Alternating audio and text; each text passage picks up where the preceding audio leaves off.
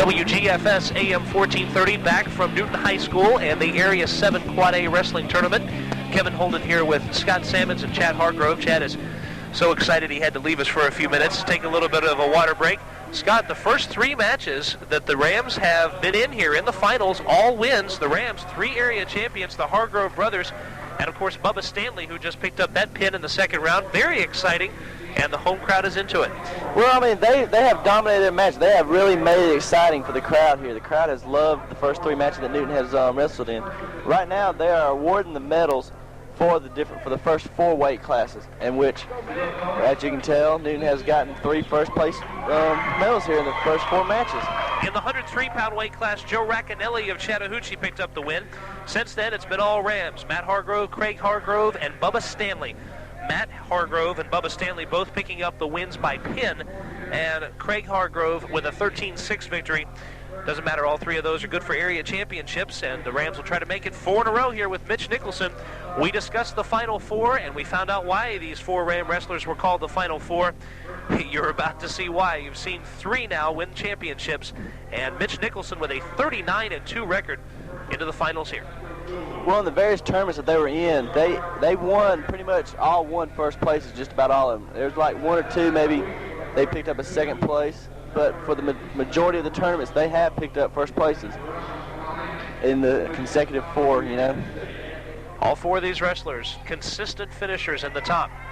And they're going to try to make it the area tournament. Mitch Nicholson was a few feet away from the mat and ran to the center of the mat right before the start of the match. Very aggressive in the early going. Going down looking for the legs of Seth Ellis from Milton High School.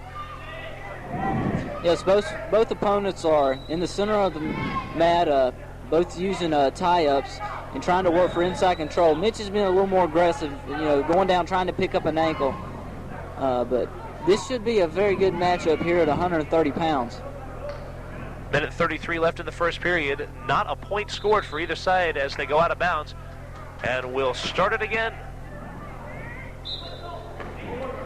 Mitch makes a shot right off the whistle, but doesn't get anything, and both wrestlers come back up. At this stage of the game, both wrestlers are, you know, just trying to feel each other out, feel, you know, if the guy's strong up top in his arms, or if, you know, trying to feel the wrestler out at this point of the match. One thing that's a disadvantage for some of these wrestlers is that they didn't get a chance to see these teams during the regular season. A lot of these teams are in different areas during the regular season. That is correct. The Newton Rams, I don't believe, saw Milton until this tournament. So there is a certain amount of disadvantage in that. There are probably a couple of other schools that fall into that same category, since there are so many schools that are coming down here to Covington from way up in the northern end of Atlanta. Some schools probably as far as 20 miles north of Atlanta when you look at Roswell or Chattahoochee. 2 points for the Newton Ram wrestler, Mitch Nicholson. And they go out of bounds. So Nicholson on top here, 2-0, 30 seconds left in period number 1. You have 3 2-minute periods to decide the area championship, and it's 1-on-1, folks. That's one thing I've always liked about wrestling, is that if whatever you accomplish is your own doing. How much time you put into it is what you get out of it. You don't rely on a team for your individual wins, you know. Now, there is team points. You know, each wrestler works up for team points for team victories, but on the most is a single person going against another person. It is a one-on-one sport, and also a very physical and very aggressive sport. And as we mentioned, what goes into a good wrestler, there are so many different things. There's you have to have a bit of intensity, a bit of endurance, and of course working out, working with the weights and that kind of thing. First period comes to an end here, 2-0. Nicholson is on top, but so many different things go into making a championship wrestler. Oh yes, you got everything from diet to conditioning to training, mental aspect. There's just a variety of things, and for these wrestlers here in this championship round, they have had everything come together for them right now. And many of these wrestlers are at their prime right now and are getting ready for the state tournament, which will be next weekend at McEachern. For those of you who want to see the top wrestlers in the state, they will be at McEachern. Newton Ram wrestler Mitch Nicholson on top of Seth Ellis and trying to turn him over. Ellis was on his stomach, trying to turn him over onto his back. got a couple of points out of it. Now the whistle will be blown. 23 seconds into round number 2. They're going to send Nicholson back to his corner, and they'll send Ellis back to his, where he will talk with the Milton head coach. I think right now there's an injury. They called it for injury. Yeah, there's blood. I think a busted lip. During the match, anytime there's blood, they will stop and clean it up and try and stop the bleeding of the wrestler. A good precaution to take. And they try to keep it as safe as possible for these wrestlers. I mean, you never know what could happen during, But I mean, Mitch is another one. He has really put in a lot of time with this team. He has been on this wrestling team since he was in middle school. So I mean, he has really trained for this moment, So these people, and with wrestling, you start in middle school, and you really work at trying to get to where you're at. One of the things that seems different about wrestling from any other sport is it's almost a full body kind of thing. In football, you'll build specific muscles of the body. Same thing with baseball, of course, building the muscles of the arms to throw or to run. But with wrestling, it really is. It's almost like it's a full body kind of thing. Oh yes, everything from your feet to upper body, your legs, abdominals, back muscles for bridging. It's a full body workout. You can have somebody that's super strong up top, but on their legs, if you get on tight them, you can just pick them right up, and vice versa. So you have to have an individual who is well balanced throughout their body. Well, the bleeding has stopped. Apparently it was Nicholson who had the lip bust open there, but they've taken care of that, and now under a minute and a half left in the second round, 4-0. Still Nicholson on top, and physically he's on top there on the mat trying to flip his opponent over. And Mitch right now has stuck the legs in, and is working the legs and trying to work a guillotine as he pulls his opponent's arm and puts it over his head with the legs in to get back exposure. But he does not get it, and they come back up. And he's still trying to, there he goes back in with the legs, trying to work to get a guillotine. Love to watch Chad McCaskill over on the opposite end of the mat as he's talking to his wrestlers. He and Eddie Johnson, two of the more, shall we say, charismatic coaches in Area 7 Quad A wrestling. Animated. They're definitely into the matches. Oh, yes. They do get into the matches with the guys and really let their emotions show. Mitch goes optional start, but does not let his opponent up and goes for a cradle and is really cranking on it, trying to get a cradle in on his opponent. Now the cradle, when I was wrestling, was one of my more favorite moves, because I always liked just to tie him up because it was easier for me to get a pin if I had both the neck and the legs occupied. What exactly is a cradle? A cradle is when you have your arm around the head and around the leg, and you have your hands together. You have them on their back trying to pin them. That's what Nicholson was going for here earlier on in this round, the second round. 12 seconds left now. Still 4-0. In fact, Seth Ellis hasn't even been close to picking up a point in this match. We have 12 seconds left here in the second period, and it is 4-0. Ellis looking for the escape. Nicholson looking for a takedown, and right now, these last seconds, anybody can pick up points trying to get out of bounds, and with 1 second left, they did not make it out of bounds. But the second round comes to a close. It is still 4-0. Mitch Nicholson looking to become the fourth Newton Ram to pick up the Area 7 Quad A Championship and move his way up to the finals next week. Ellis, for the third period, is chosen bottom, which is a very wise decision, and he gets an escape. So now he's on the board with Nicholson over Ellis, 4-1. Well, when you choose the bottom position, there are many ways you can score. You can score with an escape, reversal. Those are quick points that you can score with from the down position. So when you're in a final match and you are down, it is wise to go to the lower position. Minute 44 left in this match.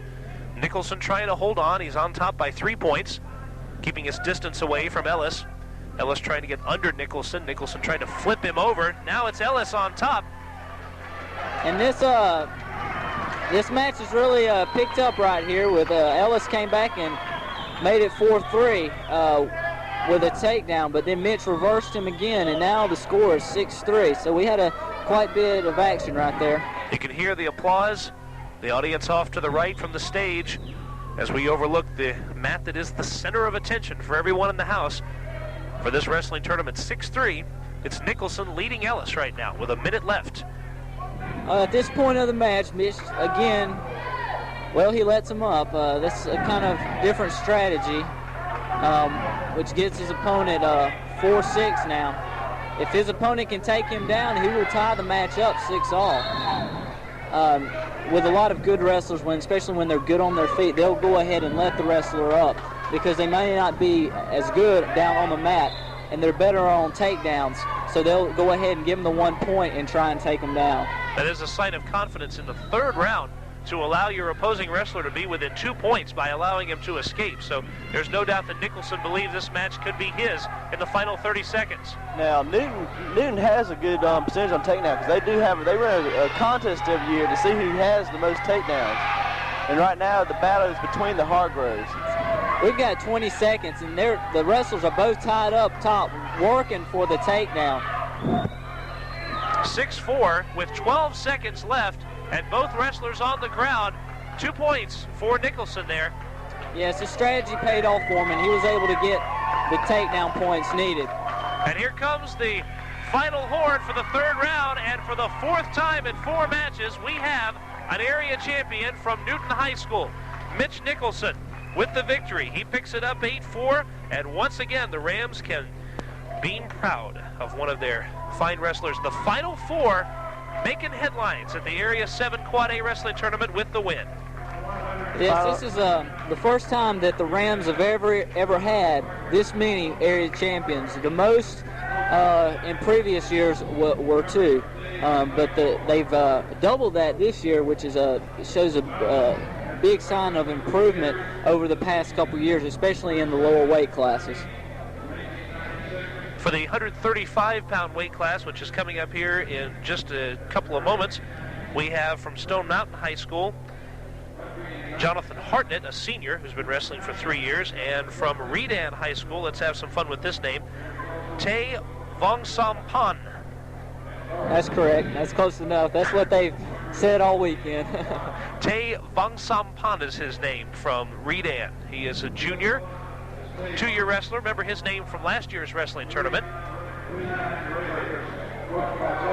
And he has a 3.8 grade point average, plans to be a computer engineer, but in the meanwhile, going to be a little more aggressive. Yes, he's going to be wrestling here shortly. One note against the Stone Mountain opponent was 4th at the state last year. So he may have a little advantage over his opponent from Dan here. Hartnett plans to go to the University of Georgia and major in international business, and probably seen his share of international stuff, having won as many matches as he has. As you mentioned, 4th in the state. Voted MVP at the North Metro matches in '97, and 2nd in the area and 1st in the county in the last couple of years, including 2nd in the North Metro in '96 and 2nd in the county in '96. Those are all accomplishments of Jonathan Hartnett of Stone Mountain. I remember Redan has always put out some good wrestlers, but it looks like they're having a kind of a low year this year. They do not have a full varsity coming into this tournament. But in the past, Redan has put out some good quality wrestlers. Yes, well, Redan underwent a change as far as a change in the head coaching position. Coach Adams, who has been there for a number of years and has produced several state champions, left and went to Cross Keys. In fact, I saw him earlier this afternoon, and he is here this evening in the finals. And they are under a new coaching staff. So I think in a sense that might have hurt them and has shown in their performance here, and as a matter of fact, their number of wrestlers. Matter of fact, if I remember correctly, Redan, my senior year, had 3 state champions that year. Sounds about right for Redan High School. As you mentioned, Redan is another one of those tradition-rich kind of wrestling programs and fallen kind of onto hard times this year. 2-1 your score. 53 seconds left in the first round between Tae Vongsampan and Jonathan Hartnett. Yes, Hartnett just finished a nice fireman carry to bring the score to 4-1. So he's really working his takedowns, and is looking good for this final match. The only unfortunate thing for Newton Ram wrestling fans is the Final Four are all out of the way now, so it's a matter of watching these wrestlers from the other schools pick up their victories. But fortunately enough, we brought you live all 4 area championships for the Newton High School wrestlers. An historic moment here from Newton High School, and you caught it live on WGFS. 17 seconds left in this first round, 4-1. Now the score.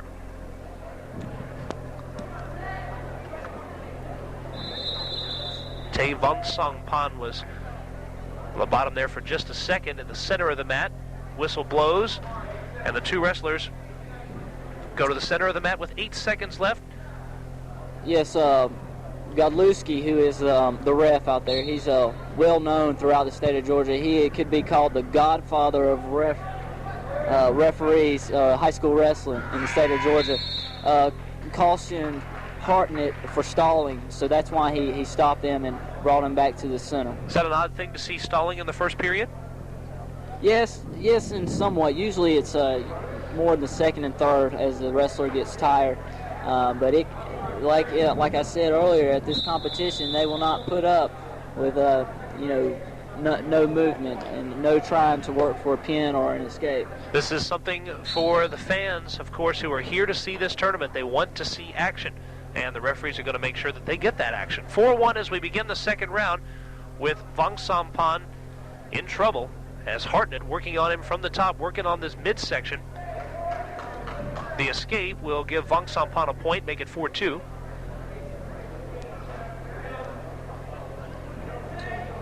On the most part, this has been an aggressive match, other than a couple of stalls there for a few minutes. But this has been kind of an aggressive match. Stone Mountain right now is on top, leading 4-2. And both wrestlers go out of bounds, and the ref will bring them back to the center as they go neutral. So Vong Sampan down 4-2 to Jonathan Hartnett with 1:14 left here in round number 2. So once again, looks like he's in trouble there. 2 points for a takedown, and Hartnett now leads 6-2. You can see why this young man was 4th in the state last year. Yes, a very patient wrestler. He doesn't rush moves or forces them. He waits for the right moment and executes.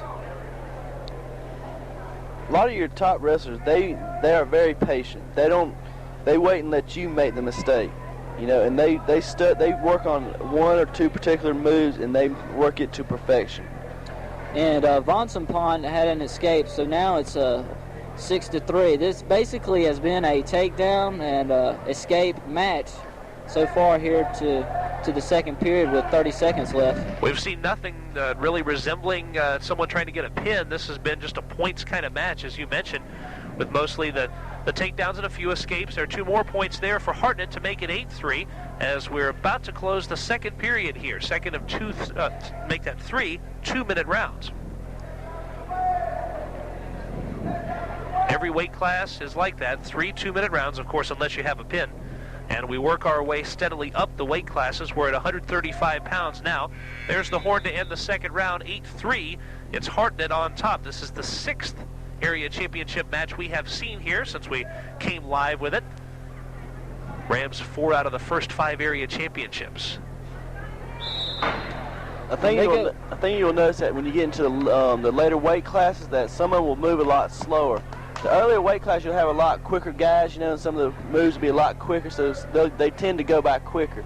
In the later matches, they tend to go by a little bit slower, unless you have just a guy who just can really dominate his opponent. But in the finals, it's hard to have one person dominating the other because you have 2 quality wrestlers here in the finals. Right, it takes an awful lot to make it to the finals, and so basically the cream rises to the top, and we are seeing the cream of the crop in Area 7 Quad A here with these final matches. I was going to ask you about that anyway, about the difference between wrestlers in the lower weight classes and the higher weight classes. Obviously, the lighter folks are going to be more agile, and you'll see more agility, where the heavier folks are going for what I guess folks would call the typical wrestling portrayal. Very heavy folks just going after one another and being aggressive. We'll see a lot of that here later on.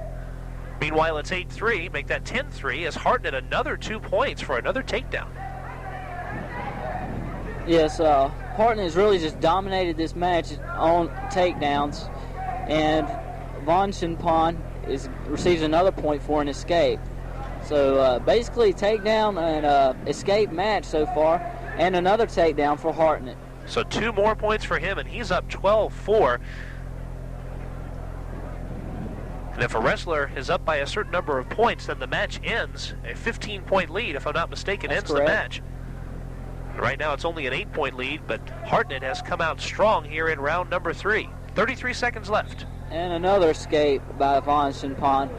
And wrestlers go out of bounds, and Galuski brings him back to the center to start neutral again with 26 seconds left in this match. It looks as if Jonathan Hartnett of Stone Mountain, in his 3rd year of wrestling as a senior, will be able to put on the mantle the area championship trophy for 135 pounds. And, of course, he'll be one of the big ones up there at State next week at McEachern. 10 seconds left here. And Hartnett with another takedown. So 14-5. Whistle blows with 5 seconds left, and Forte Vongsampan, kind of a rough match, some escapes, but of course if you're always escaping, that probably means you're in a bad position quite a bit of the time. That's right. Von Shinpon did get another point for Hartnett stalling. And as this score closes, 14-7 is how it unfolds here at 135 pounds with Hartnett over Von Shinpon. I was looking at this this book here that they give us, shows the different wrestlers for different schools, and it has all the records for Newton County throughout the past 5 years that Coach Mack has been head coach. And these 4 wrestlers for Newton County has entered an elite group of people. Chad Hargrove, which is a 2-time area championship, sitting here with us. Also Andy Rudd and Ben Wiley, all area champions. That these 4 people joined their names to that list. You know, I mean, right now it's short, but it's growing quickly. Taking a look at that, about the different things in this program, the Area 7 Quad A Wrestling program. Of course, one of the things that the Newton folks have the chance to do is they're hosting this tournament again. Some of the Quad A area champions, you ran down a couple of the folks that won area championships. You have all state placers, including Chad and Matt Hargrove, and Craig is making his pitch to possibly add his name to that list this year up at McEachern. Talking about Quad A state qualifiers, take a look at how this RAM program has developed down through the years. 1991-92, 2 state qualifiers, both as alternates, as a matter of fact. 1992-93, that number went to 5. The next year, 12 Newton Ram wrestlers qualified for state, an amazing number. Then 11 the next year, and in 1995-96, again, 12 wrestlers qualifying for state. Basically, in almost every weight class, you had one Newton Ram wrestler up there near the top. And that's an amazing thing. And this year, we have several that we know of that are making it to state again. We know of our 4 area champions. And, of course, Mitch Rogers, Michael Williams, and Richard Finger, 3 of the other Newton Ram wrestlers that are going to make it to state again this year. Well, that 93-94 season, from that season on, the Newton program has really skyrocketed. Thanks to really, I have to give my credit to Coach Mack. He has really made this program into what it is today. And, I mean, just a dedication of all his long, hard work trying to get this program to where it is. So, I mean, I really credit Coach Mack to what this program is today. You don't suppose either of these area champions would like to talk with us? We've got a couple of area champions in front of the scores table. We'll bring up the 2 Hargrove brothers. I guess it's my time to brag on them. Both of them have beaten my record for most takedowns, if people have read it in the newspaper. It's no longer, but still in the name, you know, so that's what matters. And here right now is Matt Hargrove, 112, who just plain out dominated his opponent from Milton by pinning in the first round with 1 minute and 14 seconds left. What did you think about that match, Matt? Well, I've wrestled during the beginning of the season at Shallow Duels, and it wasn't near as easy as my final match was. I think I went in the second period and ended up pinning him there too. But he's still a good wrestler. There's a lot of guys that look up to him and, like, you know, say who's all in the area, and he says, you know, they mention his name, so he is good. Well, what are your plans for the state tournament, which will be next weekend at McEachern? What are your hopes for there? Well, last year I was runner-up, and I at least want to do that, if, you know, not better this year, at least get in the finals. But Wilkie, the guy I lost in the finals last year, he's back at 112. He started out wrestling 119, and their other 119 beat him out, so at the beginning of the season he wasn't wrestling. Right now he's got 29 wins up under his belt and 0 losses, so he is still looking good. So tell us, Matt, what will it be like to be up at McEachern High School again next year, having of course, had the experience of going there before? Do you think this time out there might be a little less nerves? I'm supposing there were nerves the first time out. There have to be. Oh, yeah, definitely. My freshman year, I was so worried I had McEachern first round. They were the elite. They win at state last year, that year as a team. And, every year it does get easier, but the nervousness is still there. You still got the butterflies in the stomach, no matter how many times you do it. Matt, congratulations. You have the Georgia Area Wrestling Championship medal around your neck right now, and well-deserved. Congratulations. We'll go look for good things next week at McEachern. Thank you a lot. Well, can we get Craig up here? You suppose we could Yes. could have him come talk to us? I mean, these wrestling superstars, they get a big head, sometimes if you let them. So I'll let you talk to your brother here. Yes, this is we got the other Hargrove duo here at 119, Craig Hargrove. Craig, tell me, what did you think about that match, and how did it unfold for you? Well, I knew I had my takedowns were probably more than likely going to work for me. So I went out there and got some takedowns, and that's pretty much what won the match. He was pretty strong on the bottom, so I worked my takedowns, and that's what won the match for me. Well, what are your hopes for the state tournament as Matt, our brother, is returning a state runner-up, and his hopes for making the state championship? What are your plans for next weekend at the state tournament? Basically I'm just going to go and wrestle like I have all through the season, working takedowns and stuff. Pretty much you can go to anybody, but hopefully I'll be on that day. So. Craig, way back in 1995, you were sitting in this chair right here helping me out calling your brother's win. What's it like to be on the other side of it now? Yeah, it's different. I like wrestling better. That's a person who definitely wants to get out on the mat and wrestle. Of course, it's great to be up here, but got to be a better sensation. Good luck next week to you, Craig. And I guess Bubba and Mitch Nicholson both kind of disappeared on us, didn't they? Yes, we'll try to get them up here sometime. I'm sitting here looking through the crowd and everything. I can see several Newton County wrestling alumni up there. I see Ben Wiley, and I thought I saw Dustin Dial a little earlier. Ben Wiley was an area championship his senior year, I believe it was. Mm-hmm, that's correct. Here at 140 pounds now, back to the mat as we have Cardin Smith from Roswell against Charles Wyndham of Stone Mountain. This is the 140-pound weight class. You just heard Jonathan Hartnett pick up the win for Stone Mountain. In the 135-pound class, 14-7. Out of bounds go the two wrestlers. The Roswell Hornets have their first wrestler on the mat here in the finals, and of course the Roswell Hornets kind of throwing a little bit of shock into the football world by upsetting a big team in the first round of the football state playoffs. They'd like to continue that tradition here on the wrestling mat now. Yes, Winningham from Stone Mountain, I've seen him wrestle this year, and he's just a dynamic wrestler, really patient wrestler, and when he hits a move, he's going to get it. He waits for the right move. The guy has 8 years of wrestling experience. Need I say more? Wow. So he has also had a record this year of 29-3. So, and he's got his opponent right now in a predicament, which he might pin him. Scott, for a second we thought we'd see a pin there. It was close, but as you know, nothing is ever certain in wrestling. You might look like you have a quick pin, and all of a sudden he just moves his body a certain way and gets right out of it. So it is Wyndham from Stone Mountain leading Cardin Smith of Roswell 5-0 here in the first period. This could end up being a quick victory, even if it's not a pin. We might see for the first time a 15-point win here. And again, as you mentioned before, Scott, this doesn't happen much here because it's nothing but quality wrestlers in the final, so you don't see a lot of domination here. Not usually. In some of the other matches, you'll see a good wrestler put in some new moves, some advanced moves, but in the finals, you will see just basic moves. Nothing real fancy and everything, because the other opponent that you're wrestling is a quality wrestler. Yes, that's a good point. At the state championship, who wins it is the person who can execute the basic moves the best. That's what wins it. The basic single leg takedowns, the firemen's, the halves. That's what wins it, not these advanced moves.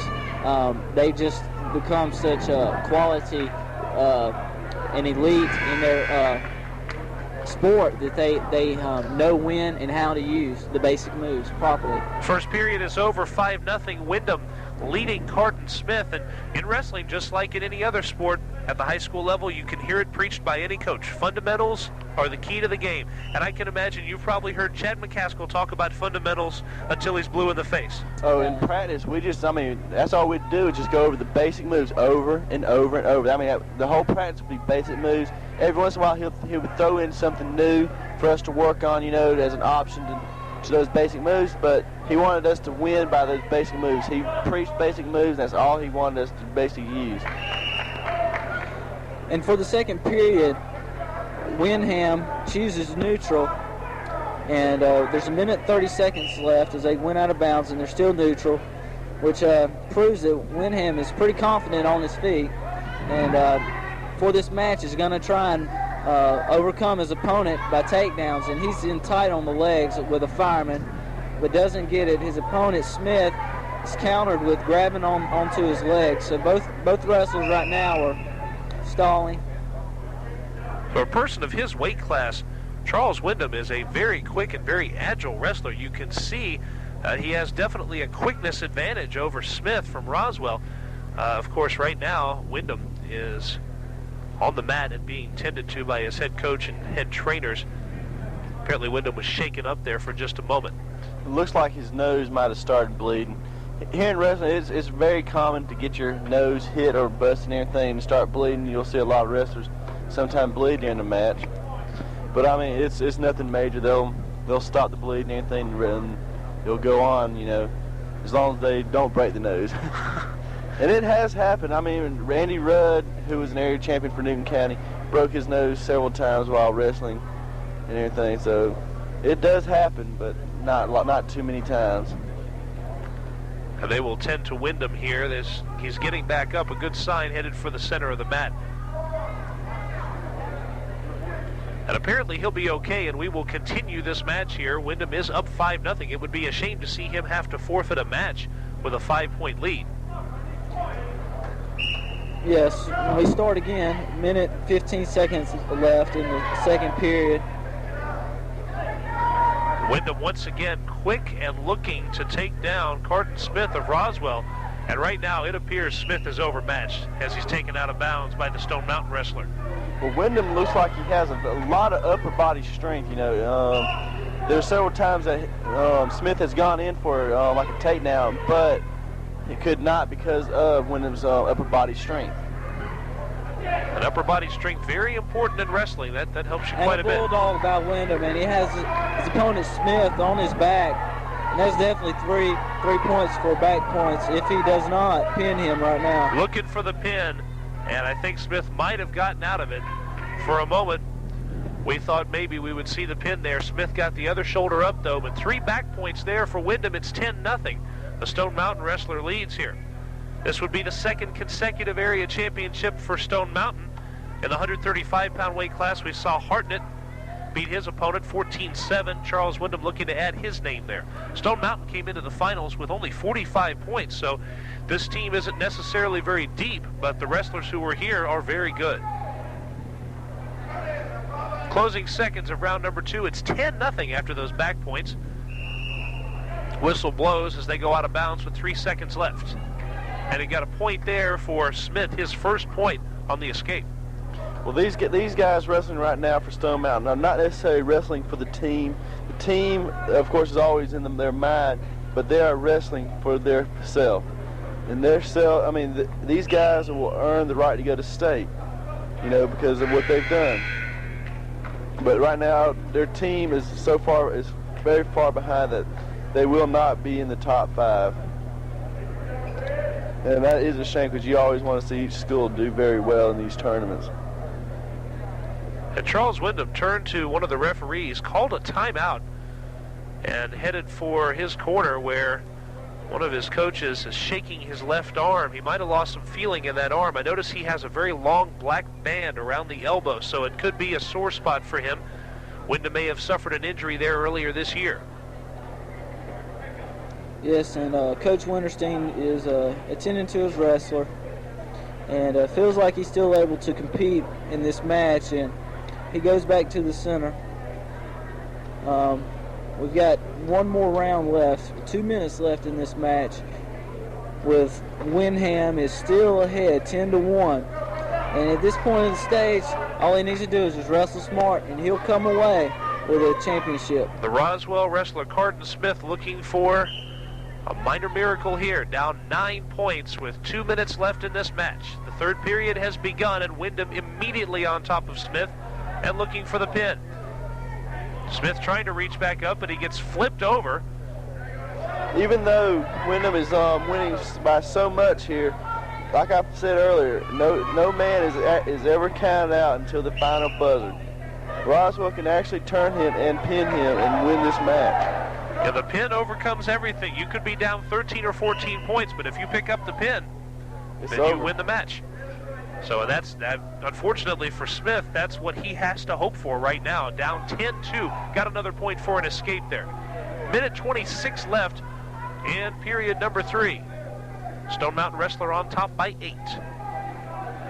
This is the Area 7 Quad A Wrestling Tournament. For those of you just tuning in, welcome to our live coverage of it from Newton High School. Kevin Holden, Scott Sammons, Chad Hargrove. They're the wrestling experts. I'm the guy that just kind of talks a lot, tells you about what's going on around here. They give you the technical stuff. 1:03 left. The wrestlers go out of bounds.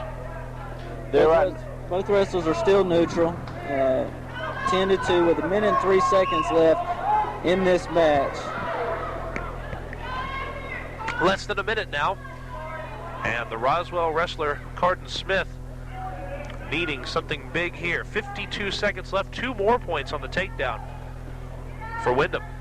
And that was an impressive move. He ducked down for like a single leg, and then he came up behind him and took him down on the mat for a very impressive move there. Got an escape point for Smith, making it 12-3. Smith gives a glance over toward his coaches. Windham appears to be injured right now. They're calling the coach to come out and take a look at him. We're having to wait to see here. They're going to go back out and take another look at Windham. This has been a very long wrestling match.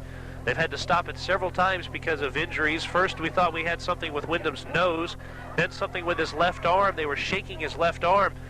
And that black band that was on his arm, I think they took it off for a little while, but now they're going to put it back on there. And with 36 seconds remaining in this match, if you're Carden Smith, maybe you can take advantage of this, as Windham has been shaken up here in the third round. He's still going out there aggressive, so he wasn't shaking up too bad. 2 more points for Windham. Missed the move. I think it was a takedown, right? Was that a takedown that gave him those 2 points? It looked more, yeah, it was a takedown that gave him the 2 points, because they were in the neutral position. The clock is not moving right now. It's 14-3, and the wrestlers are wrestling, but for some reason we had a little delay in having the clock going there. 20 seconds left now. 15-6 as another point for the Stone Mountain wrestler Charles Windham. The closing seconds of this match, and it looks like the Pirates will have produced their second area champion of this meet in Mr. Windham. 3 seconds left here, and it is going to be an area championship for Charles Windham. Ladies and gentlemen, this is Windham's 129th victory in wrestling. It was 29-3 this year, make it 30-3 now.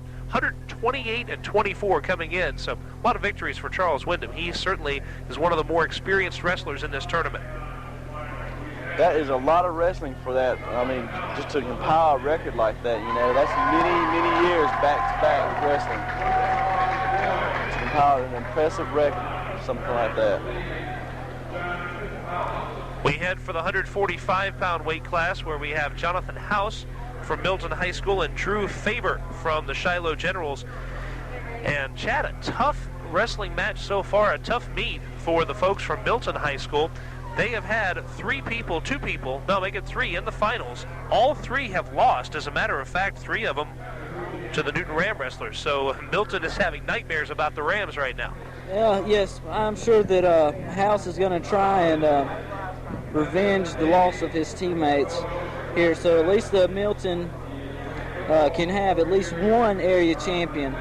His opponent is from Shiloh, Faber, who has a 35-20 career record and has been wrestling for 3 years. House does have an advantage that he's been wrestling for 5 years instead of 3, and also has a season record of 32-5. So hopefully Milton can come off with this with at least producing one area champion. House started at a different weight bracket, and since he's moved to the 145-pound class, he's lost only one match, 19-1 at that weight class. That is correct. He started the season at 152 and then decided to drop down, and it looks like it's been in his favor, for he's only had one loss this whole year. And this match right here is a very important match for Shiloh. If Shiloh can win here, they can actually move up to second place in the standings, because there's only 8 points separating second and third place here. So Shiloh needs a win here to move up. Now, if they pick up the win in this match, would they actually move ahead of Milton into second place, or would they be close? It would be close right now, but with Shiloh having 2 people left to wrestle and Milton's, this is their last person. They have lost every one. Right. So if Shiloh wins at least 2 of the matches, they will move into second place, where Milton cannot move any further up. And House just picked up 2 points there on Drew Favor. So it's 2-0. Jonathan House on top right now as Milton looks for their first win. Even if Shiloh loses here, they could technically come back and still take second place as long as their final 2 wrestlers win by pin. We've been doing this 3 weight classes at a time, and at the end of the 3 weight classes we distribute the area championships, and in those first 2 distributions of area championships we had 4 Newton Rams who all won championships, and that is a new record for Newton High School. 1:10 left here in this one. 2-0 still, with the Milton wrestler Jonathan House on top. He won the Norcross Invitational, the Northside Warner Robins Invitational, and the Chattahoochee Invitational. 3 pretty prestigious tournaments to have won. 56 seconds left in the first round, and he has a chance to win this tournament. And House right now has really been dominant in this match so far, just staying on top of his opponent and riding the hips really tight. His opponent from Shiloh, Favor, has not been able to get up to even try to escape or reversal. We haven't seen much action from him thus far in this match. Chad, how Mike Shy is Chad McCaskill, the Ram wrestling coach? Not Mike Shy? We might be able to get him on here maybe after this set of matches, as they'll be giving away, actually after the 152-pound weight class, they'll give away 3 more awards, and we'll have some time. Maybe we can talk with Coach Mack then. 28 seconds left here in round number 1, and again, the Shiloh wrestler Drew Favor in the 145-pound weight class here being shut out by his opponent, 2-0. This right here is a very low-scoring match, but you will see in some of the upper weight classes, the scores will not get as high as some of the lower weight classes. So this is a typical upper weight class or middleweight, match. Closing seconds of round 1, and very close to a pin is House. Favor just barely avoiding the pin. And I tell you what, his best friend was that horn that ended round number 1. You just heard it. That's right. House right now is taking a commanding 5-0 lead. And as the flip of the disc goes to House, he defers to make his choice in the 3rd period. So House is preparing for this to be a 3-round wrestling match, where for Drew Favor of Shiloh, it is up to him to try to get back into it and do so as quickly as he can. Shiloh has taken the top position and optional start, and his opponent gets 1 escape, so he even increased the lead 6-0. So Favor digging himself an even deeper hole here. House is immediately on top of him now early into this one, 14 seconds into the 2nd round, 8-0 right now. By letting him have that escape, he lost 1 point, plus he lost another 2 points because he lost the takedown. He got taken down by the Milton's wrestler. So he's actually now in the hole 8-0 here in the middle of the 2nd period. So by allowing House to escape, Drew Favor has cost himself dearly here in the 2nd period. 1:20 left in round number 2. The 2 wrestlers go out of bounds.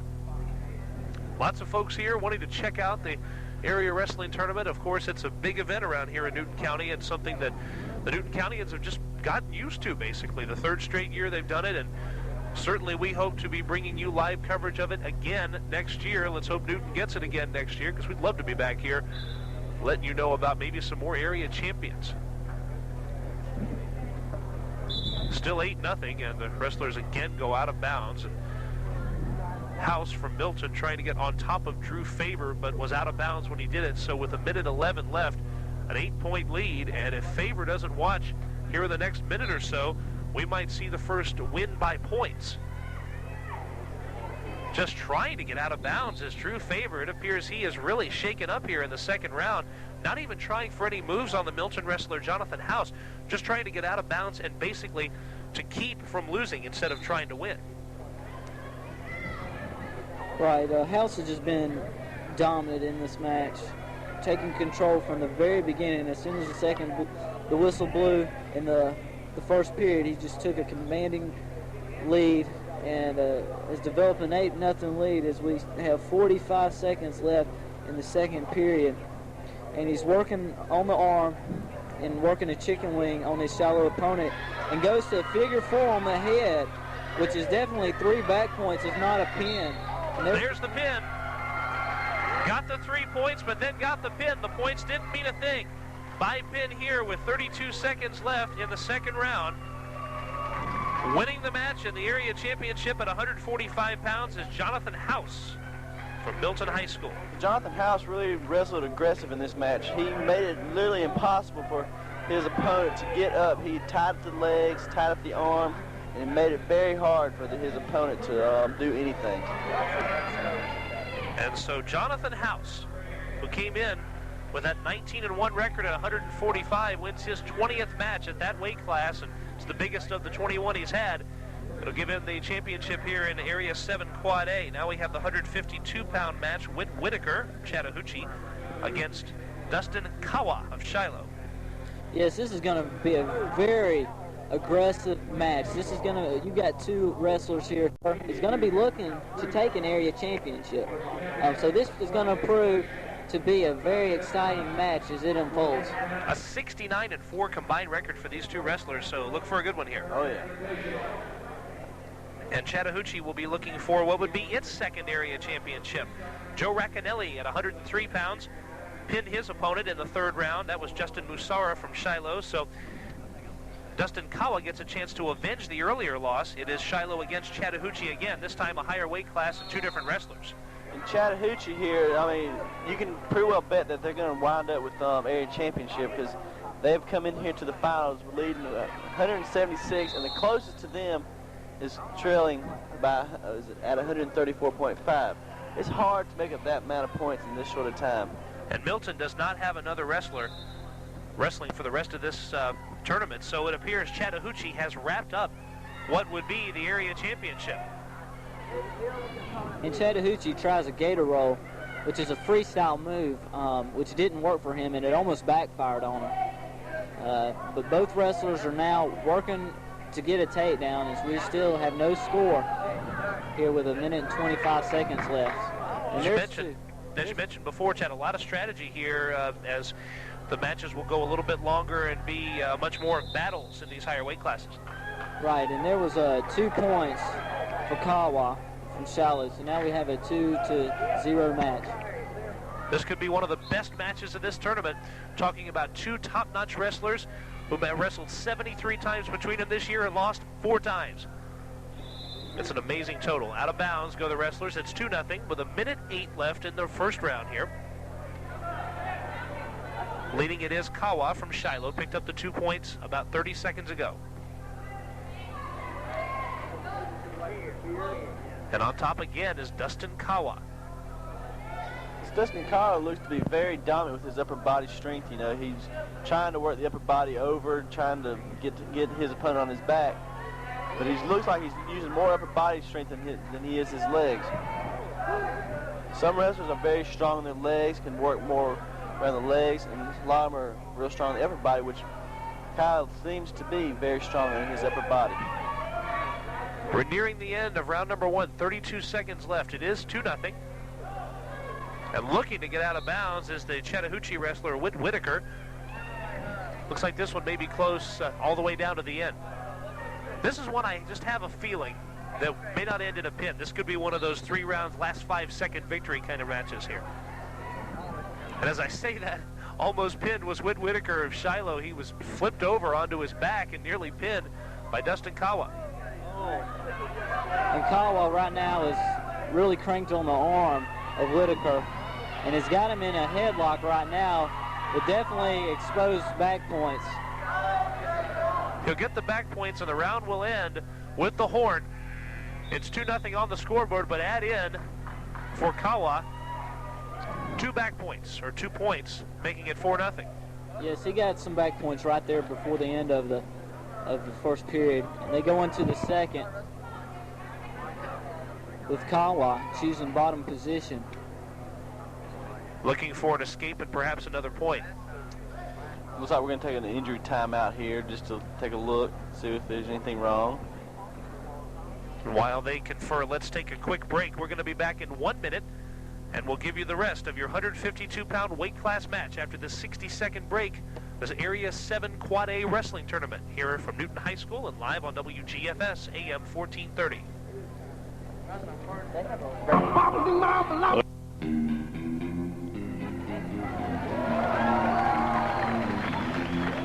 Welcome back to Newton High School Gym for the Area 7 tournament. Welcome back to Newton High School Gym. This is at the Area 7 tournament. This is Kevin Holden with the play-by-play. That's me. I'm Kevin Holden. You're Scotty Sammons. I'm sorry, this is Scott Sammons. Kevin Holden with your play-by-play. Scott's to my left. Chad Hargrove to my right. 1:13 left in round number 2. 7-0 right now. Dustin Kawa has picked up some big points and may have a pin here. We're very close with the referees on the ground, literally rolling around to look for the pin, and they're very close to it is Dustin Kawa. There it is, with 56 seconds left in round number 2. Dustin Kawa of the Shiloh Generals gives them their first area championship here in this tournament.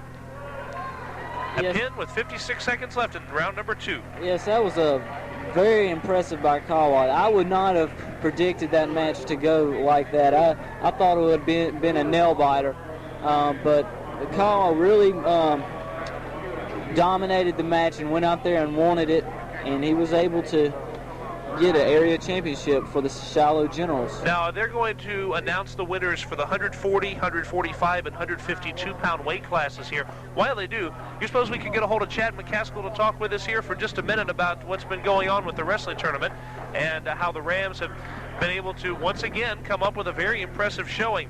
And while Coach Mack is approaching the stage, we again want to congratulate Charles Wyndham of the Stone Mountain Pirates picking up his win 15-4. Jonathan House of Milton pins his opponent in the second round, and Dustin Kawa of the Shiloh Generals wins in the 152-pound weight class. And now Chad Hargrove gets a chance to put his former wrestling coach, Chad McCaskill, on the spot. Take it away, Chad. Well, Coach McCaskill, it's been very impressive, especially with the Final Four, able to clinch 4 area champions, which is a school record. Very impressive. How do you think the team has done overall today in this tournament and will do next weekend in the state tournament? The goal over here at Newton this year was to get better every time we wrestled, and you can see that every time we wrestled we improved, and you got to give a lot of credit to the boys because they deserve it.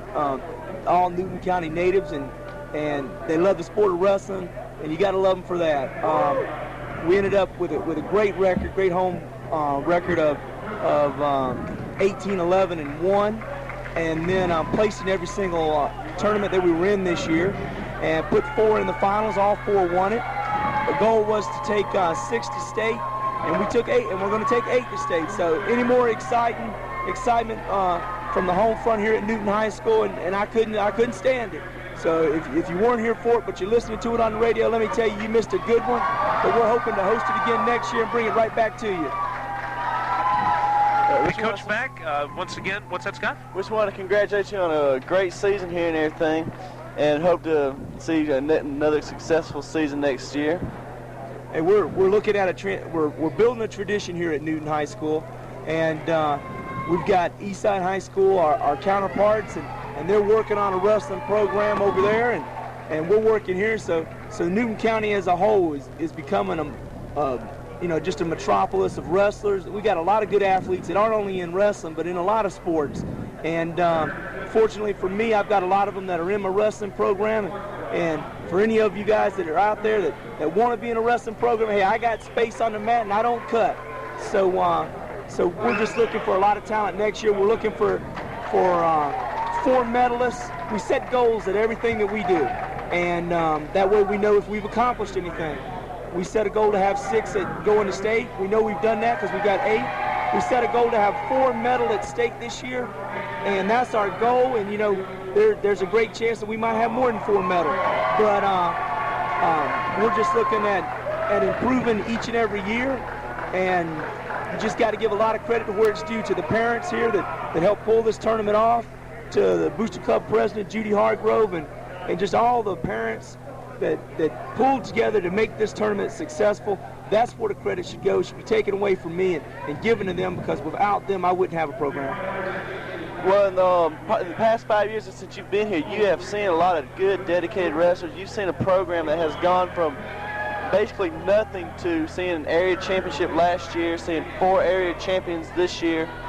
Would you like to comment on something like that? Well, it all comes from a good work ethic, and that's exactly what our boys have. They have a great work ethic, and that's what makes things happen. You've got motivated individuals that are motivated in the classroom, number one.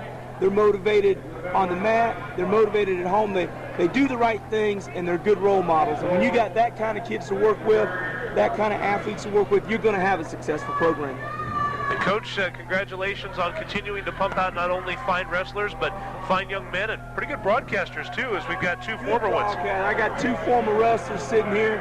I can't say enough about them. I've also come to newspaper, came out and took pictures, and believe it or not, I got a former wrestler that's now in charge of Ben Bryant, who's in charge of taking pictures out there. So I'm covered on all bases here. We're starting to have some of these guys that wrestle for me come back into the community, and not only come back and take jobs in the community and contribute positively in that respect, but coming back as positive role models back in the community and giving their support to the wrestling program from a out-of-school adult aspect, and you got to love them for that too. Keep up the good work, Coach. Hopefully we'll see you here next year. Thanks a lot. We appreciate it. Thank you for your coverage. That is Chad McCaskill, head coach of the wrestling team, and one proud man as he has 4 area champions, breaking the all-time Newton High School record for most area champion wrestlers. Now we're at the 160-pound weight class. John Proct of Roswell against, going to help me with this name, I think that's Moise Breedlove. That's correct, from Chattahoochee. Breedlove comes in 37-0, and going to be a tough one to beat here. John Proct coming in 18-14. Yes, this Breedlove's really just plain out dominated this past year. First in every tournament, first in Sequoia, which is a very, very prestigious tournament with McEachern, McIntosh, Sequoia. All 3 are ranked. Those 3 right there are ranked in the top 6 in the state. He's just really had an impressive season, and you can look for Breedlove maybe to out-wrestle his opponent and maybe take this match. The Chattahoochee Cougars have already wrapped up the Area 7 Quad A Championship, but of course they'd like to add to the impressive showing they've had there this weekend. And what better person to do that than a man with a 37-0 record this year? And Moise Breedlove going to work on his opponent from Roswell, and right now it's Breedlove on top 2-0. Now his opponent, Pratt from Roswell, had gotten 1 escape and is down on the legs. So a 2-1 score now after that escape with 45 seconds left in the first round. It appears to be that Breedlove is trying to work a cradle here, trying to tie his opponent up, getting on his back. The cradle is a very effective move if you use it properly. 27 seconds left now in the first round as Chattahoochee looks for its 2nd area champion. They had a chance for one last time out, but Whitaker got pinned by Dustin Kawa of Shiloh. in the second round. And of course, at the 103-pound weight class, Chattahoochee had their first champion in Racanelli, Joe Racanelli. Breedlove now has his opponent from Roswell on his back. And then his opponent comes back up, so he was able to get some back points out of that. Which now is 7-1, Breedlove. 3 points there with the back points. The Shiloh Generals with Kawa picking up the win have a chance maybe to move into second place. It all depends on what happens with the wrestler at 215 pounds for them, Webb. And if Webb can pick up a win, that's going to be one of the more exciting matches, because if he wins, they finish second. If not, they're third. And that's some pressure to put on a wrestler, and we'll see how the young man handles it. That, of course, is probably 5-6 matches away. Right now, we've got John Proctor, Moise Breedlove, second round, 7-1. It's Breedlove looking for his 38th consecutive win at an area championship. Yes, Pratt right now is on top, riding his opponent, trying to work wrist control, but not really showing any signs of trying to work a pin at this moment. And Breedlove comes back up, and Pratt takes him right back down to the mat. As the second stick away here in the second round, it is the Roswell wrestler, John Pratt, on top of Moise Breedlove, trying to flip him over, but Breedlove just sitting still, basically, and not allowing the Roswell Hornet wrestler any kind of moves at all. Now he's looking for a takedown, but again denied by Breedlove. Now 50 seconds left in the second period. Breedlove now has come up and faced his opponent, which he'll be getting 2 points here possibly if he can get around on his opponent. And he does, 2 for a reversal, which now ups the score, 9-1, Breedlove. And right now, again, for the second time here in as many matches for Roswell, they're going to be looking for a miracle, down by 8 points.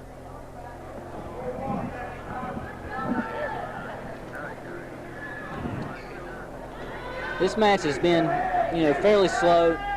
Neither wrestler's really been that aggressive or that cautious. Pratt from Roswell for the third period is really going to have to turn it up a notch in intensity. He's down by 8 points, scored 9-1, Breedlove. And if he wants to pull out a victory, he's really going to have to really get aggressive and turn it on as we go into the third period. For the 160-pound weight class, these are 2 very tall wrestlers. I don't know if that's just an optical illusion from the stage here, Scott, but I would guess that John Proct is got to be probably 6 feet tall, probably taller. He looks taller than 6 foot. And being a tall wrestler, a short wrestler, has more, is very, very stocky, but it's hard to tie up a tall wrestler because their body is so stretched out. And when I wrestled 220, I wrestled a lot of tall people, and they were hard to tie up. I'd rather wrestle a short person. And for a 160-pound wrestler, that's quite an accomplishment for someone of his height. Oh, yeah. To be at 160. He's one of those wrestlers that has to come down to weight. You have to make weight as a wrestler. Sometimes you have to eat a lot of food to gain a lot of weight. Sometimes you end up fasting almost to lose weight. I have a feeling he'd be on the latter end there. That is correct, and a lot of your elite wrestlers do cut weight, sometimes more weight than what they probably should. It's not uncommon for a wrestler to drop 20 pounds from his normal weight to wrestle during the season. During that, it's a lot of mental strain and physical strain on a person from experience. I know, and but it has its rewards in the end, and also sometimes can be consequences.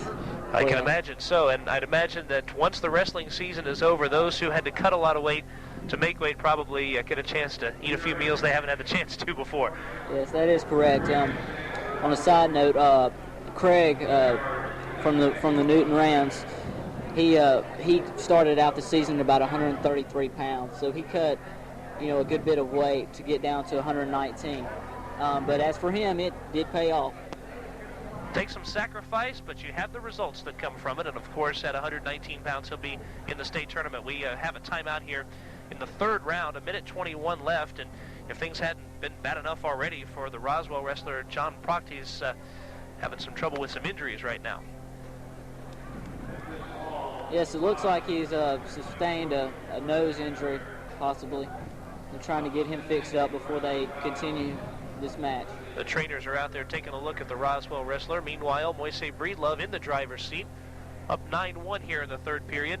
And again, Scott, it looks like Chattahoochee just kind of cementing their standing here as easily the runaway best team in this tournament. Chattahoochee has had an impressive showing here at the tournament, and just compiling an awesome number of points, you know, in the preliminaries and the semifinals and everything, to where when they get to the final, they can just kind of cruise through, you know, hoping that each wrestler will win their area, you know, but if not, they'd already compiled enough points to get first place.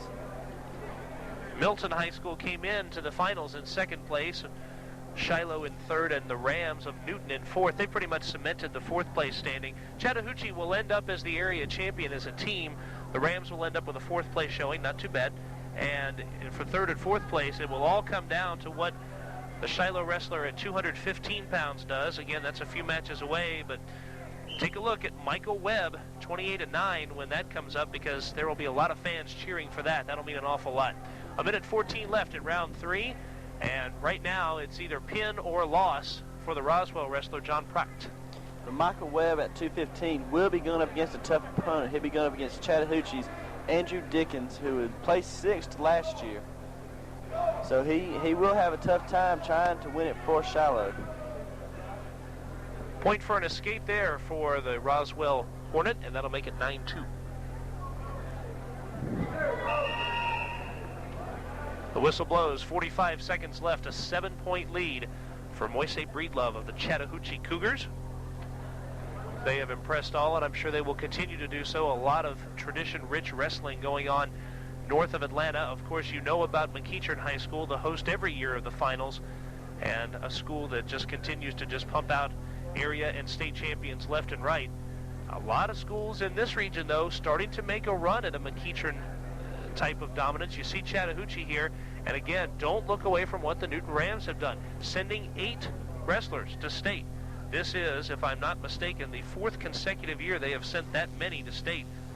It is the 4th straight year they've sent that many, and I'm sure they will try to continue that tradition as the years go along, as Chad McCaskill has built definitely a program to be reckoned with here at Newton High School. Remember that as of 7 or 8 years ago, there was no wrestling here at Newton.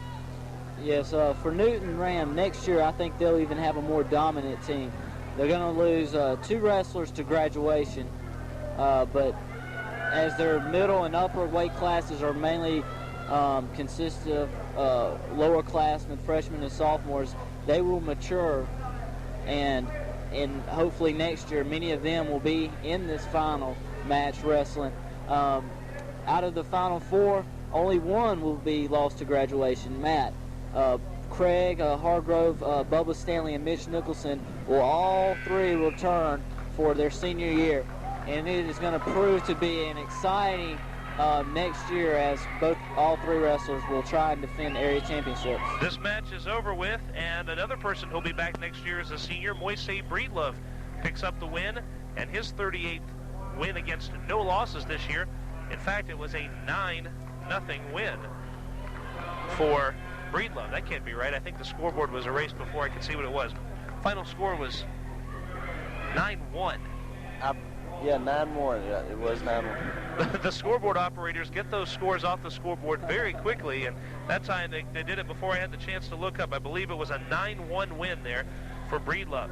We move along to the next weight class, 171 pounds, and our matchup here is Lance Sims of Dunwoody, and I remember him from last year's tournament, 33-0 this year, going up against Chadwick George, yes, from Southwest DeKalb. I wanted, while we're waiting here for this match to begin, I'd like to comment on something that Chad talked about earlier. Yeah. That if you notice, a lot of the big schools like McEachern and McIntosh and Troup County and all those big schools, they get their wrestlers young. They start them off like in elementary school, middle school, and Newton County has actually started doing that.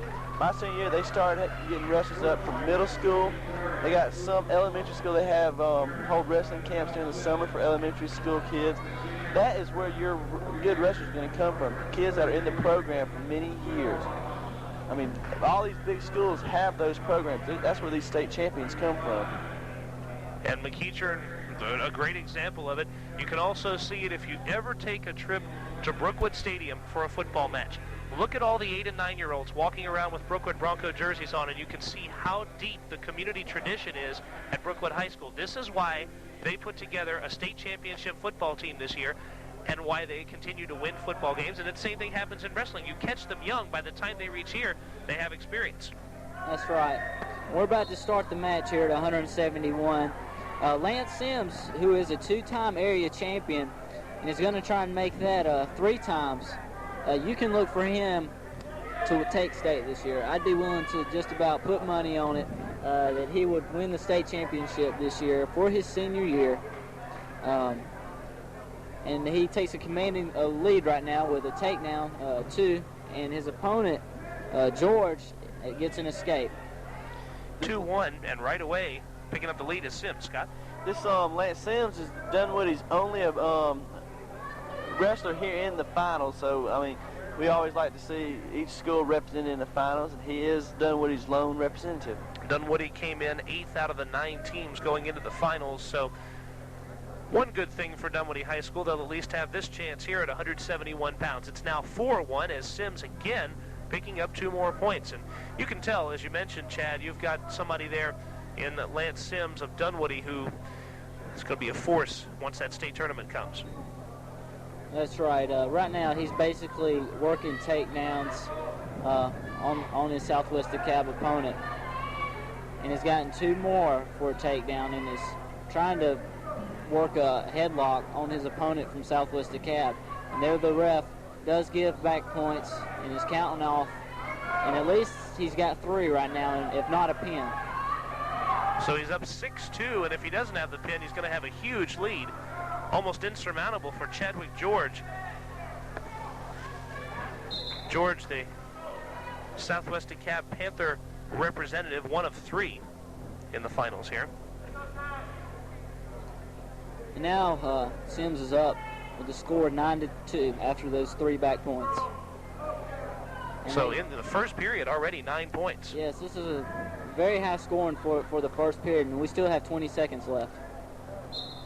This could be very well our first match to get to be won by 15 points, which is considered a technical fall. And again, that's only if Chadwick George doesn't go down by pin. For Lance Sims, who hasn't lost a match all year long, it seems to be only a matter of time. The final 2 seconds of the match, there's more back points. The match ends, and once we tally up the back points, 2 more make it 11-2. Lance Sims with 11 points in the first round. One of the most impressive showings of this tournament. Now, my understanding is, will we see an MVP award given for this tournament? Yes, they give 4 MVP awards at this tournament. They divide the weight classes up. I'm not exactly sure which, but I know it's like 103, 112, and 119. They give a trophy for the most outstanding in that weight class, and then they move on up, and they've got it divided up into four groupings. And Lance Sims can be one to look for to be an MVP in his weight bracket. I would call him an odds-on favorite for that, no doubt about it. He gets 2 more points for a reversal, I believe, making it 13-2. That's correct. Minute 41 left in the second round, and already 13-2 your score as Sims looks for the 15-point technical fall. Yes, I've seen Sims wrestle over the past 3 years. He was an area champion the same year I was my senior year, and I've seen him really develop into a quality wrestler. You can look for him to do some big things, and I'm sure that there have been some college recruits out trying to get him to come wrestle for their school. No doubt, as he picks up, I think, 4 back points. We're going to see what the final tally reads on the scoreboard. He gives him 3 back points, 16-2, a 14-point lead, 1 more point, and this thing would be over with. The technical fall, 55 seconds left, and only in the second round, a 14-point lead. Sims has just been plain dominant in this match. The only 2 points that his opponent has gotten is because he let him up. And right there, his opponent goes on his back. And if not a pin here, we will definitely have a technical fall, which there's a pin right there. And with 31 seconds left in the second period, Lance Sims from Dunwoody has become a 3-time area champion. That's a name you can look for in the newspaper for an impressive showing that he could have at state. Lance Sims again picks up the championship just about by the technical fall, but with a 14-point lead, he decided, well, let's go on and end this the pin way. That's right. We're going to take a quick break and be back in 60 seconds. After this 60-second break, more wrestling from the Area 7 Quad A Wrestling Tournament from Newton High School here on WGFS AM 1430. And welcome back to Newton High School. The Area 7 Quad A Wrestling Tournament is on the air. Kevin Holden, Chad Hargrove, Scott Sammons. We have had a tremendous time here, but it's not over with yet, folks. We're at the 189-pound weight class. And here we have Ben McLeish of Dunwoody against Robert Buggs of Redan. And area champions just going here left and right. Lance Sims of Dunwoody just clinched his, and his teammate Ben McLeish looking for one as well. Yes, this is going to be a pretty good matchup here at 189 pounds. McLeish comes in with 5 years of experience behind his belt, and Buggs from Redan has 2 years. Both are seniors, and what more of a better way to go out your senior year with an area championship. So both these wrestlers have to be wrestling with a lot of heart. I have to make a correction here from earlier. I said that Lance Sims was Dunwoody's only one. I made a mistake. Ben is from Dunwoody, so Dunwoody has 2 people in this finals. They have a chance for both of them to be area champions here. Ben McLeish comes in 20. These wrestlers very close to one another, not a lot of pins. Exactly. In the upper weight class, you'll see a good many pins. You know, I mean, I've been surprised. I've seen more pins in later weight classes than points, but here we have more points than pins. Yes, earlier today, on the side note, today, if you missed the action earlier today, you missed some good wrestling. The individuals are seated 1 to 4 based on accomplishments of record in tournaments. Many of the matches on the where the wrestlers were seated second and third were really close. It's like every match was within 1 or 2 points and went the full time. Even I can distinctly remember 2 matches that went into overtime. So there's been some really great wrestling. If people missed it this year, come out and give wrestling a try next year and support the Rams. It's a fantastic sport to watch. It's none of this TV WWF. These are elite athletes out here that have trained for this moment, and it's a truly unique sport. Yeah, this is, as you mentioned, this isn't Hulk Hogan running into a camera and screaming. This is definite, bona fide, no talk, just get it done athletic action, and it takes really a total athlete to be a championship wrestler, as we have mentioned. It's 1-0 right now in favor of McLeish. I lost my track there for a moment. Ben McLeish with a 1-0 lead. 17 seconds remaining in the first round here. Have a timeout, and McLeish holding on to his eyes for just a moment. Apparently, it looked like he may have inadvertently got hit in the eye, not an all-out hit, but it looks like he might have inadvertently got hit in the eye. So they pause for a few seconds. Each wrestler gets a chance to talk with his head coaches. And we continue again with McLeish with the 1-0 lead, looking to give Dunwoody's coaches Reggie Perry and Luke McSorley their second area champion of this tournament. Closing seconds now of round number 1. It looks like it'll stay 1-0. Now, this is a typical upper weight class. Not many points are scored. A lot of strength, you know, a lot of trying to work different moves, you know. In the upper weights, you will not see many points scored. And what that means, of course, is each move that does count for points means that much more, because exactly. If only 5 or 6 points in a match will win it, then 1 or 2 takedowns could win a match. We had a caution on red, the Dunwoody opponent, false start in the second period. And we come back to the center and start the second period again. We started with a 1-0 lead for McLeish, trying to follow in the footsteps of his teammate Lance Sims. We've been bringing you live coverage of the area tournament here since about 4:30 this afternoon. Some exciting wrestling, and if you're a local wrestling fan, you've had 4 area champions, the most in school history, as 2 Hargrove brothers, also Bubba Stanley and Mitch Nicholson, will all be seeded number 1 from this area when they go to state. Minute 37 left, we're now tied at 1. Yes, Bugs was able to get an escape as they went out of bounds. So this has turned out to be an exciting match, and very possibly maybe one of the closest matches in this area tournament.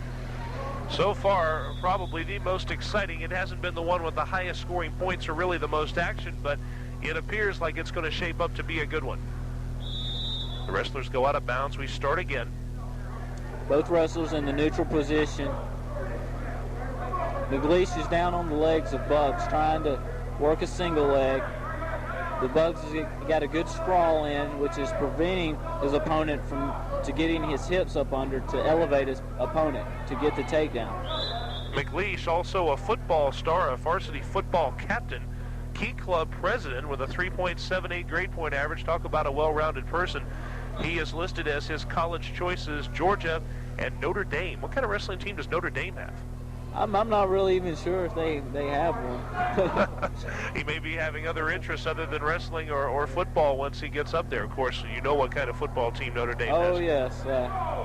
Not many colleges have a wrestling program. I know University of Georgia does not have a wrestling program. Right. And I mean, wrestling is not too big in college. There's a lot of big colleges that do have, like Iowa and all them. North Carolina has a good wrestling program. So I mean, but it's about half and half, you know. Yeah. They're in fact the only university that has wrestling in Georgia is Georgia State, and they under the direction of Keith Walton have developed a somewhat of a progressive team, as they are still developing, very young team, but they have this chance this year to produce at least one All-American, hopefully. So they're really improving as they're trying to bring wrestling down here south, which is mainly known for up north.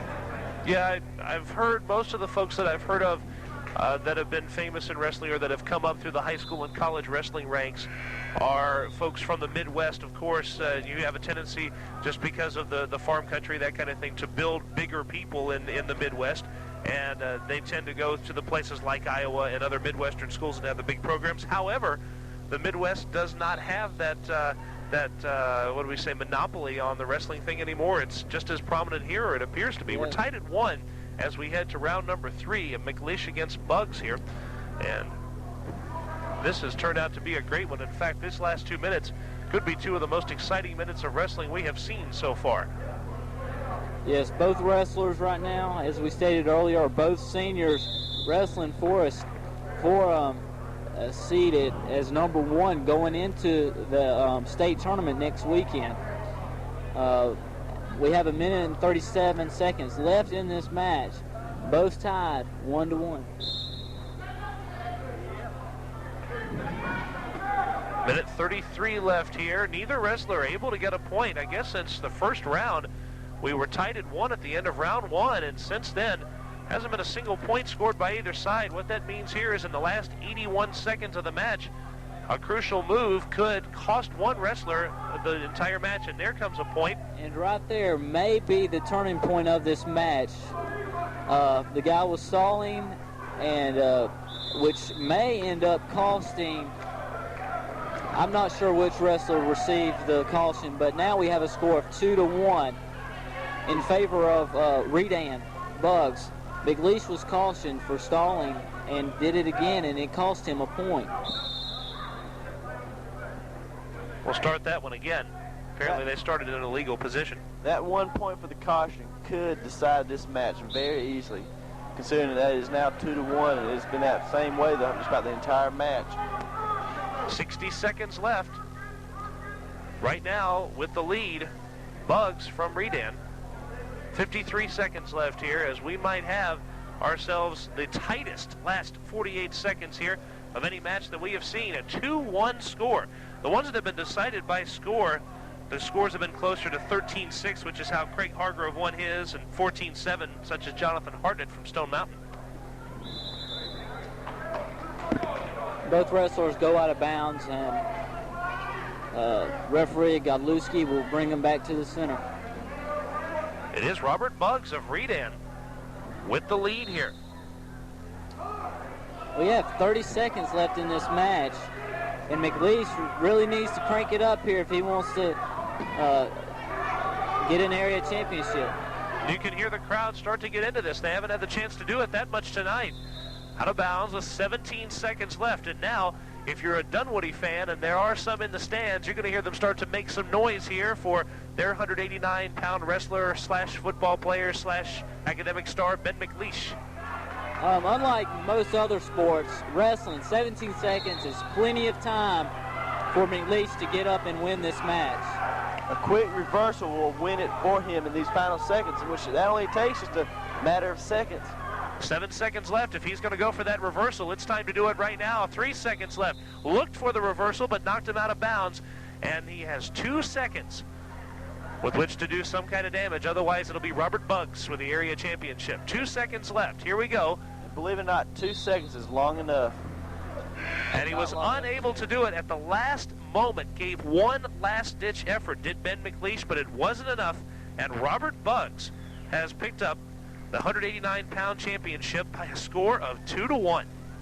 That was a very exciting match. You'll see many matches like that at the state tournament. 1 point, difference, 2 points, going into overtime.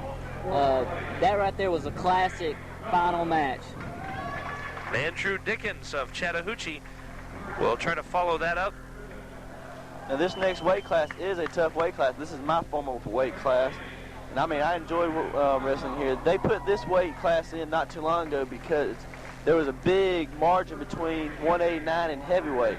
So they threw this one in where they could have an extra wrestler, plus keeps the lower heavyweights safe from having to wrestle the bigger guys. And to me, I can't imagine a wrestler, a high schooler, 17, 18 years old, weighing enough to fit into that highest class. They do exist, of course, and any of you who went to high school know about the big guy that used to storm down the walls, and you could hear him as he's coming down the hall. Well, my freshman year, before they put in this 215 weight class, I weighed 194, and I had to wrestle a guy that weighed 274 pounds. You had to wrestle in that class. Well, as we give some of the medals away for the last 3 weight classes, the 3 area champions, Moise Breedlove, Lance Sims, and Robert Bugs. Let's talk to another Newton High championship here, as one of the final 4 is here with Chad Hargrove. Take it, Chad. We have here Bubba Stanley, who was area champion at 125 pounds. Bubba, impressive tournament. I'm proud of you. What do you think are your outlook for the state tournament, and what do you think are you satisfied with your showing here at the area tournament? Yeah, I was pretty much satisfied.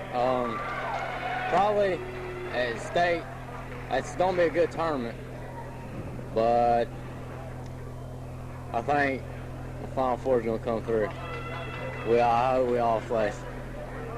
Well, that's good, and sure enough, I hope and that the Final Four will all place at state. How does the competition look at 125 pounds over the state? It's pretty tough because I got a state champion and a state runner-up in my weight class. But if I make it to the semis or like that, I'll be happy. Okay. We appreciate it, Bubba, and best of luck to you next weekend at McEachern, and we wish you the best. And for next year, you'll be a senior next year, and continue. Hopefully, Mitch Rogers at 103 will come up and fill the spot for Matt, and y'all will continue to have a Final Four. Do you have any outlooks for possibly next year, maybe what weight class you'll be at? I'll probably at either 125. I'll probably stay at 125, or if not, I'll go to 130. I'm going to buff up. I might just buff up to 171. I'll be real big. Okay, Bubba, we appreciate it and wish you the best of luck next weekend at the state tournament held at McEachern. I wonder what Robert Wood would have to say to that, him going to 171. What would he think about that? He probably wouldn't like that too much. He better hit the weight room a lot. That 171, man, that's a tough weight class. Bubba Stanley headed for state at the 125-pound weight class. Congratulations. He's one of 4 area champions for Newton High School. And now we head for the 215-pound weight class. 2 more remaining. This is the first of those 2. And you've got Andrew Dickens of Chattahoochee and Michael Webb of Shiloh. Now, we mentioned Michael Webb earlier on. All the Shiloh Generals have their eyes squarely focused on the mat right now. This is to determine who will be second and who will be third. It all rests on the very broad 215-pound shoulders of Michael Webb. If he wins his match, the Shiloh Generals will be the second-place team here. If he loses, it'll be Milton with the second-place finish. Shiloh will be third. He's got a tough match here because he's going up against Chattahoochee, who has really proven himself into this tournament. I mean, he'd really have to put a lot of heart into it to win this one. And right now, all smiles before the match are Dickens and Webb, but when that buzzer sounds, when the whistle blows, the smiles will go away, and you're going to see 2 big wrestlers go at it. Webb, 28-9 this year. See if he can pick up his 29th win. Andrew Dickens had several first-place finishes this year, including first place in the Sequoia tournament and first place in the King of the Hill tournament. Lots of tournaments that these wrestlers place first or second in.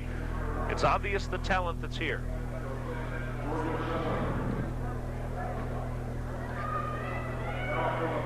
And afterwards, we'll have the 275-pound weight class. That'll be an interesting matchup. There's a 230-pound wrestler in that weight class. And I don't know how much his opponent weighs, but I wonder if that's going to be about a 40-pound mismatch.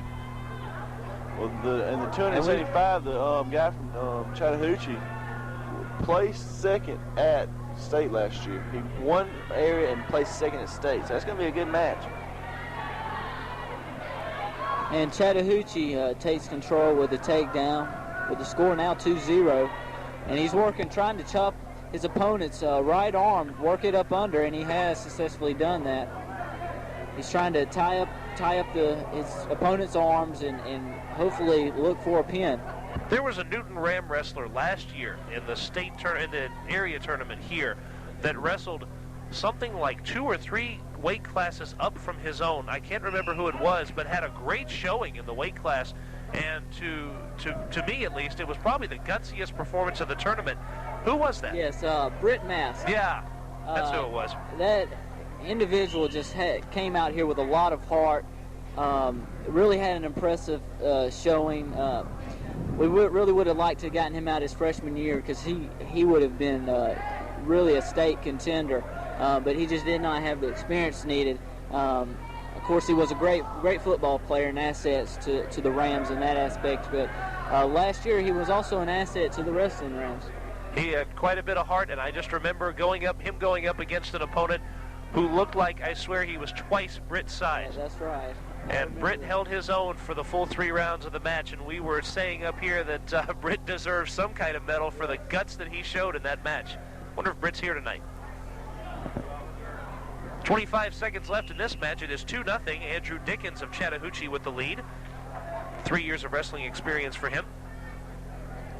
And they go out of bounds, and the ref brings them back into the center. The closing seconds of round number 1. We haven't gotten that man on the mic yet. Is that Mitch Nicholson? That was Richard Finger.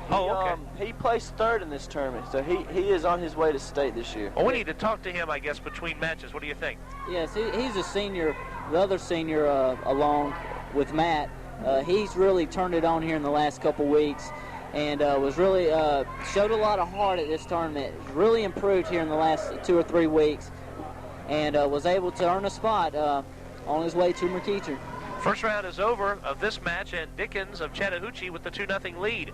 And again, Michael Webb has the hopes of the Shiloh General Wrestling team with him. And of course, Steve Hossinger and Steve West, the two coaches for the Shiloh Generals, are really looking for this young man to do some damage in this match, because if he does, the Generals will be the second best team in Area 7 Quad A. Again, it works a little different than the regions in some of the other sports, because some schools, even at Quad A, don't have wrestling programs, but the ones who do are here and putting up a good showing. Well, wrestling is still a new sport here in the South. You know, a lot of schools are starting to catch on to the thing, you know, that a lot of people have really caught on to. But I mean, it's really new here here in the South, so a lot of schools have not gotten wrestling teams yet. Second round, minute 27 left, and again, Michael Webb of Shiloh trying to work his way on top of Andrew Dickens. He is on top and looking to flip Dickens over. Dickens trying to get out of bounds ever so desperately, and they'll pull him out of bounds. Minute 15 now left in round number 2. A 2-0 lead for Dickens as he crawls literally back to the center of the ring. We'll do it once again with Michael Webb looking for a takedown move, and of course, if you get the escape here, it'll be 3-0 Dickens. This is another match that's been real low scores. Middle of the second period, it's only 2-0. Thought for a second we might see a takedown there for Webb. If it was a takedown, it would have tied this thing at 2 apiece, but no points were given. Less than a minute remaining in the second round and a 2-0 score. And as we mentioned, the last of our 14 weight classes of the evening will be taking place after this one. We'll crown the area champions and wrap up what's been taking place here at the Area 7 Quad A tournament. Another great showing for Newton High School, not only on the mat, but also hosting this tournament. 30 seconds left now, and again, still 2-0.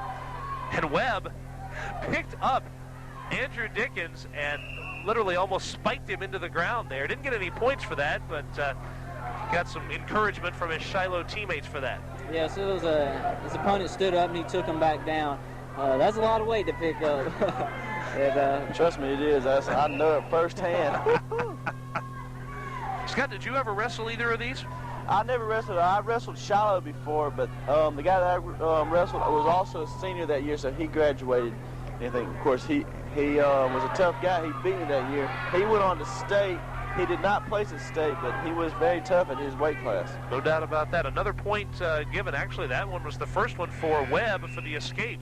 It's 2-1 now as we head for round number 3. And guys, does this remind you a lot of the last weight class match? 2-1, third round, close match. Yes, you have two opponents here who are pretty much evenly matched in their knowledge and in their ability of the sport and skill. So it's, again, we have 2 minutes left in this match with a score of 2-1. So it could go either way. By the way, while we have just a quick break in the action, hate to do the sports cross-promoting thing, but I have to make mention of this.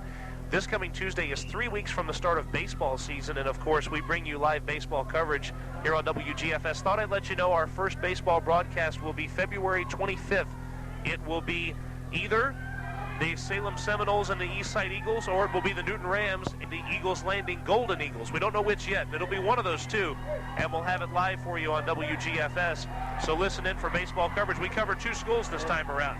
Looks like we could quite possibly have a pin. We got Shiloh on his back.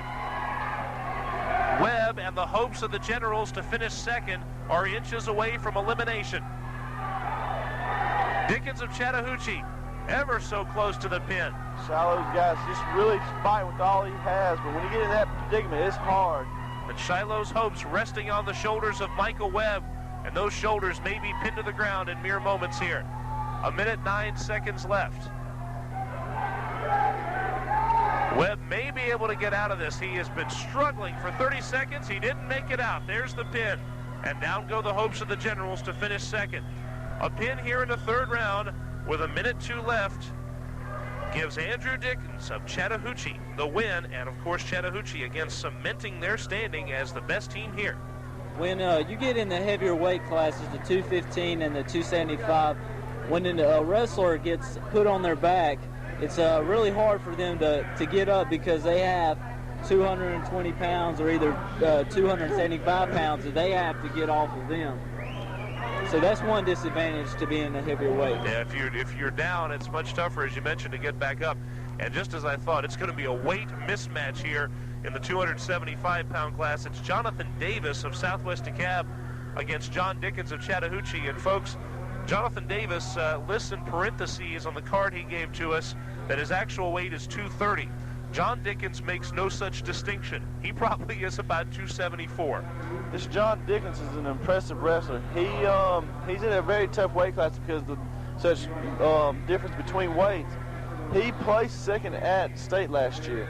So, I mean, to do something like that in the state of Georgia is very tough. He won area last year. So, I mean, he has a real good chance of repeating this year. With what has to be a 40-pound differential in weight, Chad, if you're in the position of John Davis, what do you do? Run. Well, there won't be any of that happening here, I hope. With that much weight difference, I would do every effort to not, when you make shots, not to get stuck underneath. I would shoot outside singles, outside shots, everything. All my shots would be to the outside, so if I missed, I didn't lose anything. Whereas if you go for a fireman or an inside single or a double and they sprawl out on you, you have 275 pounds on top of your back. And so my advice right now for Davis would be shoot outside, get control, and ride the hips. It's going to be a little more agility in Davis against the freight train of John Dickens. 37-1 this year. One thing Davis might have on his side is that since he's a little bit smaller, he might have a little bit more speed. You know, but I have seen big guys move quick. And John Dickens doing exactly what you would expect John Dickens, 275 pounds of him, to do. Being aggressive and going straight at him, almost had a pin 15 seconds into the match. And the quickness of John Davis just barely got out of that. It's Jonathan Davis against John Dickens. Yes, these heavyweights are a lot quicker than most heavyweights I've seen. Both are elite, and there was a pin for Dickens. So the spin that finishes it up with only a minute 26 seconds left in the first. 34 seconds it took John Dickens to pin Jonathan Davis. And before we give out the last couple of medals, we want to talk to one more Newton Ram wrestler who is headed for McEachern High School, going to be under the spotlight in the state tournament. Chad Hargrove is going to talk to him. Mitch, impressive tournament. As you bring up the rear of the Final Four in the 130-pound weight class to claim your first area championship. Last year you were runner-up, right? Area runner-up. So, you know, you really had a lot going for you to get that championship this year. How does it feel? Feels pretty good. I can't complain. I went out there. I didn't quite wrestle the match that I thought I was going to, but I still held on to it and claimed it this year and hope to claim it again next year. Okay. What are your plans at McEachern next weekend for the state tournament? As you'll be one of the favorites to place in the tournament, finishing first here at the Area 7. What are your expectations as far as state goes next weekend? I'm just going to go in there with a positive attitude and try to stay focused on, you know, what I got to do out on the mat and try to keep my head in it and just hope it goes my way. Okay, and again, we thank you for your time and your commitment to the sport of wrestling in Newton County. And all the prices that you've paid have finally proven here at this tournament as you claim 130-pound area championship. We thank you and wish you the best of luck next weekend. And again, congratulations. We've had a chance to talk with now all, I guess, of the Newton area champions. The Final Four have all made their appearance on WGFS. And when we come back, we're going to give you a little bit of a wrap-up as to what's taking place in the Area 7 Quad A Wrestling Tournament. Kevin Holden, Scott Sammons, and Chad Hargrove will be back with that after this 2-minute break, 2-minute timeout here on WGFS AM 1430.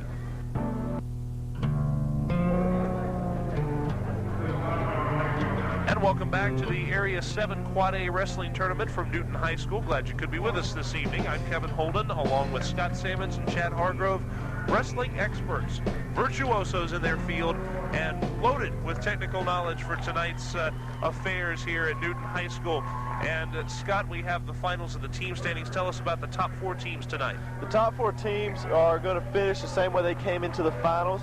Chattahoochee is going to be the area champions, followed closely by Milton, which then followed by Shiloh, which Shiloh gave Milton a run for their money. It came down to that 215 weight class, and he couldn't pull it out. It was very close. Then Newton will take the 4th place. And they give out 4 trophies, do they? For each of the top 4 teams? Trophies. Okay, so Newton will come home with a trophy. Put that one in the case of the lobby of the high school. 4th place here in the area tournament.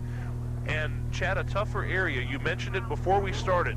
This area is, as you had said, a tougher batch of wrestlers for the Rams to go up against. So a 4th place finish is nothing to hang your head about. That's right. If you notice, Chattahoochee, Milton, and Shiloh, all who placed 1, 2, and 3 are new this year to the area. So it has increased in intensity, and we have picked up some better wrestling schools.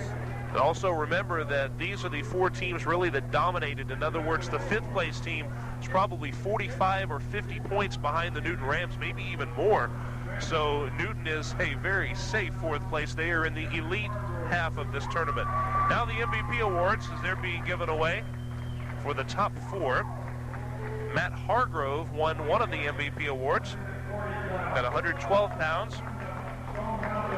And Wyndham from Stone Mountain picks up his award at 140. As the MVP of his class, Charles Wyndham. And from Redan High School, picking up the award is Kawa. He's from Shiloh High School. Yeah, they said Redan High School. I went scrambling for a Redan wrestler. It was Kawa at the 152-pound class. And at the heavyweight division,